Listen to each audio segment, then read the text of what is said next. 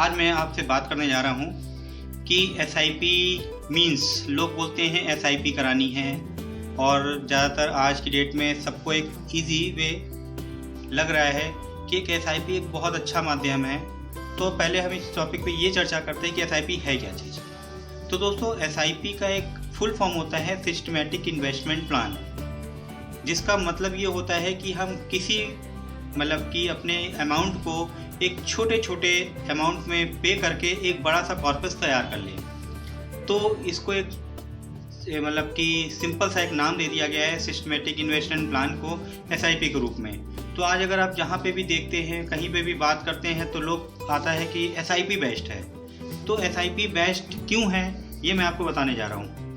तो एसआईपी को हम लेके बहुत चर्चा होती रहती है, लोगों ने एसआईपी में इन्वेस्टमेंट किया, ये इन्वेस्टमेंट किया, एलआईसी में लगाया, म्यूचुअल फंड्स में लगाया। तो होता ये है कि हमारा एक गोल होता है सपोज दैट कि हम अपने बच्चों के लिए गोल सेटअप करना चाहते हैं कि उसकी परवरिश हम अच्छी करें और उसकी पढ़ाई लिखाई को हम आगे से आगे जितना अच्छा हम कर सकते हैं वो करें। तो हमारा एक गोल होता है कि हमें सपोज दैट कि अपने बच्चे को पढ़ाने के लिए, उसको हायर एजुकेशन के लिए मेरे को एक 50 लाख की ज़रूरत है। तो 50 लाख की ज़रूरत के लिए हमें एक करना ये पड़ेगा कि 50 लाख मेरे को तुरंत तो कहीं से मिलेगा नहीं, या तो मेरे पास इतना मेरा पैसा हो जो रखा हुआ है तो जिसको हम कभी भी अपना यूज कर सकते हैं। तो उस कार्पस को जो हमने अपना 50 लाख का एक अनुमान लगाया है कि आने वाले हमें 15 साल में 50 लाख की ज़रूरत पड़ेगी, जिसमें हम अपने बच्चों को अच्छी से अच्छी एजुकेशन दे सकेंगे। तो उस 50 लाख को कवर करने के लिए हम लोग उसका माध्यम होता है एसआईपी।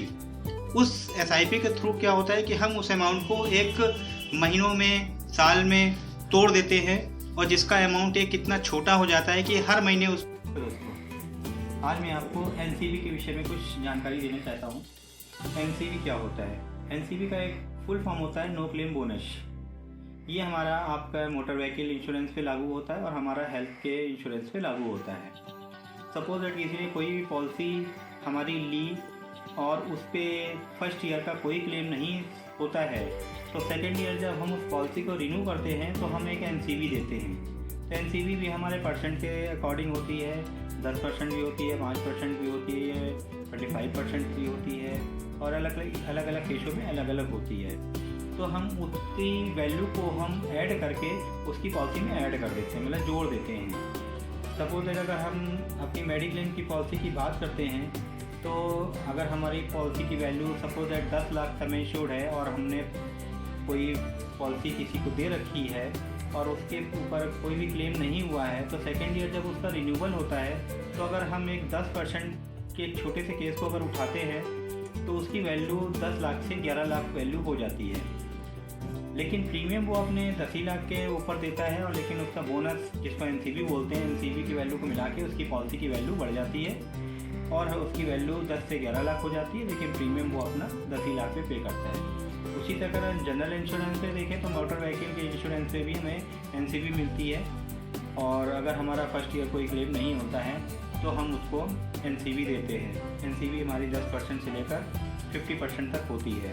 तो हर साल वो डिप्रिशिएशन में चलती है, वैल्यू भी डिप्रिएट से होती है और उस पर हम एनसीबी का बोनस भी देते हैं।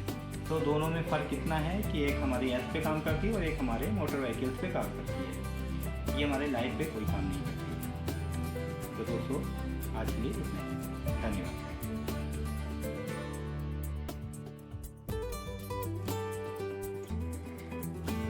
कर रहा था कि कॉर्पस की कि हमें एक अगर 50 लाख का अमाउंट चाहिए तो उसको हमें अरेंज करने के लिए बहुत समय भी लग जाएगा, या तो हम आपका पेमेंट रखा हो। तो उसका एक अच्छा माध्यम है कि एसआईपी के थ्रू। एसआईपी के थ्रू हम उसको जितने साल का हम टेन्योर देते हैं उसको हम मंथली डिवाइड कर देते हैं। तो मंथली जब डिवाइड कर देते हैं तो अमाउंट हमारा एक छोटा हो जाता है और छोटा छोटा अमाउंट हम इन्वेस्ट करना शुरू कर देते हैं। और वो एक ऐसी डेट पे होता है कि हमारी जो भी डेट हम चूज़ करते हैं महीने की, उस डेट पे हमारा वो अमाउंट ऑटो डेबिट हमारे अकाउंट से होता है। क्योंकि एसआईपी में हम लोग कैश नहीं लेते हैं तो सीधे वो अकाउंट से ही डेबिट होता है।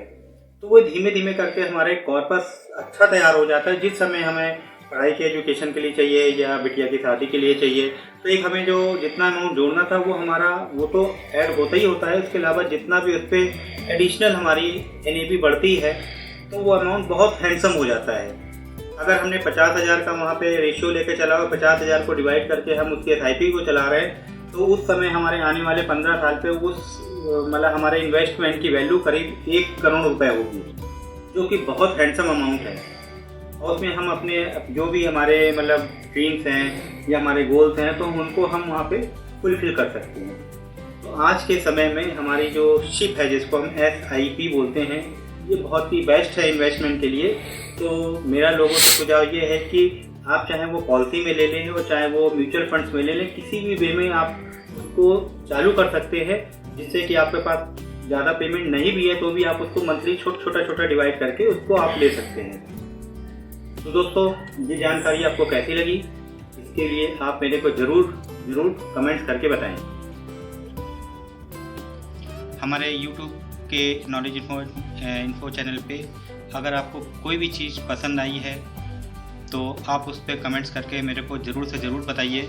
और हमारे चैनल जो YouTube का है नॉलेज इन्फो, इसको ज़रूर सब्सक्राइब कीजिए और ज़्यादा से ज़्यादा आप हमें कमेंट्स करके बताइए कि हमारे चैनल में आपको क्या चीज़ अच्छी लगी और क्या चीज़ नहीं अच्छी लगी। अगर आपका राय हमारे लिए बहुत मायने रखता है, इसलिए आप ज़रूर से ज़रूर इस चीज़ को करें। धन्यवाद दोस्तों। नॉलेज इन्फो के YouTube चैनल पर आप सभी का बहुत बहुत स्वागत है। आज मैं Manish Kumar Gupta, LIC motivational speaker, आपका तहे दिल से शुक्रिया करता हूँ, आभार व्यक्त करता हूँ। और आगे मैं आपको जो भी जानकारी दूंगा बहुत ही सटीक होगी और आपके जीवन में कितना अमल करते हैं आप उस चीज़ को, ये गौर करने वाली बात है। तो बने रहिए हमारे YouTube चैनल पर नॉलेज इन्फो के और देखते रहिए हमारी नई से नई वीडियो।